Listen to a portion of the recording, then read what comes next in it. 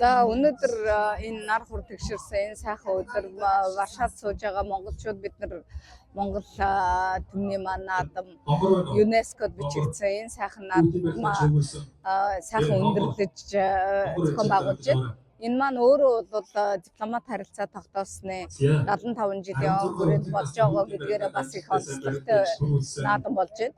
Үнэхээр бас тухайн жилийн наадам ямар болно тэр жилийн өнгө тэгж харагддаг. Тэгэхээр энэ наадамд бол зөвхөн Варшав хотод ажиллаж амьдарч байгаа монголчуудаас гадна бусад Монгол улстай хамтарч ажилладаг төрийн байгууллагууд, тэрийн бус байгууллагууд, хувийн хэмжлийнхэн нэлээд хэмжээгээр оролцлоо. Үндсэндээ бол Монгол соёлыг түгээх, Монгол эв найрамдал, эв нэгдлийг түгээх маш их тийм сайхан арга хэмжээ болж өндөрлөж байна.